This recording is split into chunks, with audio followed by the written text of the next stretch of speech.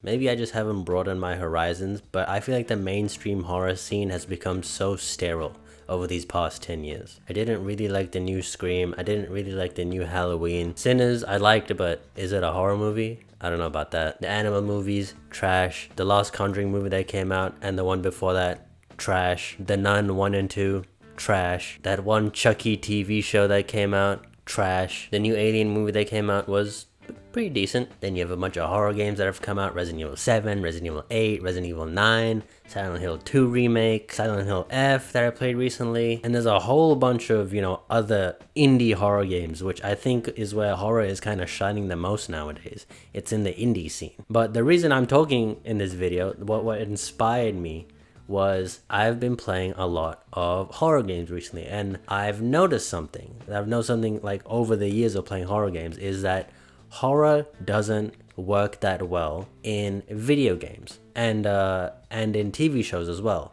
Not that it's not scary, because here's the thing. It is scary. Let's take Resident Evil 7 as an example. Resident Evil 7 and 8. The first half of the game, the first 40%, is pretty scary. Like, it's creepy, scary. It gets your blood pumping, gets you creepy crawly and scared to turn around to see what's behind you. But after a while, after 4 or 5 hours of that, you start to get used to it. Or at least I start to get used to it. Same with the Outlast games. They do the exact same thing. The first 40% of the game, it's filled with pure scares, pure horror. But then they know that most people who are playing the game are going to get used to the scares. They're going to get acclimated to the environment you're trying to create. So then in the second half of the game, they resort to tension and stress rather than being scared in like the creepy sense, and being scared as in the I gotta run away type of scared. That's why you see in this later half of Resident Evil 7, Resident Evil 8, it becomes more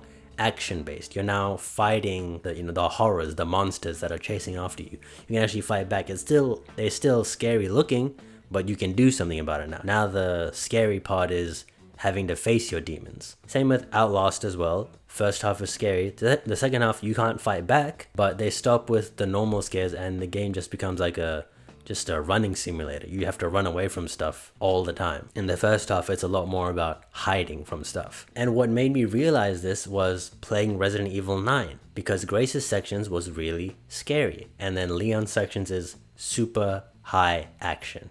And if they had done all of Grace's section in the first half and then switched all the way to Leon in the second half, I don't think Grace's section would have been as scary, because you play as Grace for like an hour or two, and then it seems like once you start getting used to the scares, they switch you back to Leon for like 10-20 minutes to like reset your brain. So then once you go back to Grace, you realize like, oh, this is actually really scary. This is supposed to be creepy. And I thought that was a really good idea. I thought it was genius that they have that little reset put into the story for you. It made me realize that Capcom has kind of perfected the horror action genre. But on the flip side, it also made me realize how horror only works in bite-sized formats. Like movies, for example. I watched Silence of the Lambs recently, and that was amazing. Like 2.5 hours of just tension, just pure scares. And there wasn't really any jump scares in the movie, but it was still like really scary, really creepy. And that type of story that they made in The Silence of the Lambs, I don't think would have worked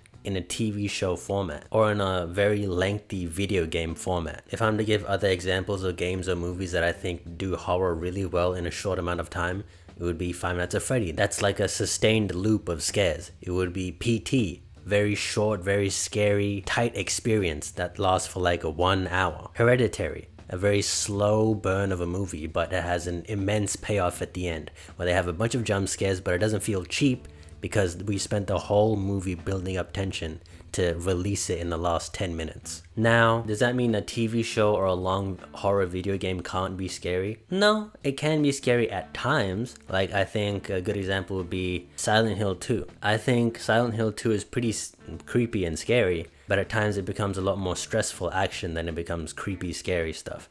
And then in the middle of all the stuff that's happening, they'll throw in something creepy to throw you off. But overall, I don't think that it's a quote-unquote, scary game. It didn't chill me to my bones. The story did, but the actual, like, me being scared to sleep at night or thinking there's a demon in my room or something behind me when I'm in the kitchen or something like that, you know? Like it didn't shake me to my core. Which is again why I think the indie scene is doing pretty well in horror. You know, they deliver like 31-hour, 2-hour experiences of horror and the game finishes. It's over. And I really like that. Even though, you know, a lot of the indie stuff can get very they reuse the same concepts all the time, and when one thing becomes successful then everybody else starts copying it. So on that front, it can be a little tedious to play those games, but overall, like as a horror experience, I think indie games are kind of thriving when it comes to horror, because you know the length of those games are like movies. But I've also never watched a horror TV show except the Chucky one that came out like last year or something, which wasn't scary at all. It was more like a comedy show than anything. But I can somewhat imagine that it would be kind of the same with how horror games are, and how it doesn't become scary anymore. It just becomes like oh, this is kind of messed up what's happening right now. But you as a viewer aren't that scared. I think the only game that I can think of that was kind of creepy and scary, even though it went on for a long time, was maybe Corpse Party, which is pretty old at this point. I feel like a dinosaur saying that game. Is Corpse Party even popular anymore? Did the new kids know about it?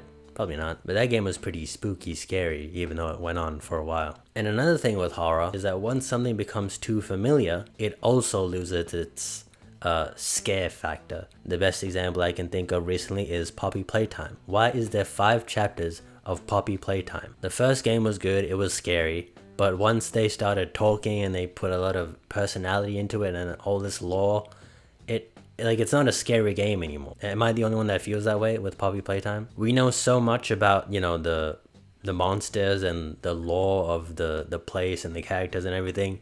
Like it just feels like I'm playing a documentary or something. But I want to throw this question to you. Maybe I just haven't seen a lot of horror stuff, but is there any good like horror shows out there or horror video games that are like, you know, 20 plus hours long, 15 plus hours long, that is consistently scary throughout? Because I don't think there is. I think that seems extremely difficult to do. Horror is a genre that shines when it's condensed into a 2-hour film, 1-hour film. Even these like you know, YouTube horror shorts. I've seen short YouTube horror films on YouTube that are scarier than The Conjuring and The Nun and Annabelle, you know? But I'm just curious, is there a TV show or a long game or maybe even a long book? I've never read a horror book before.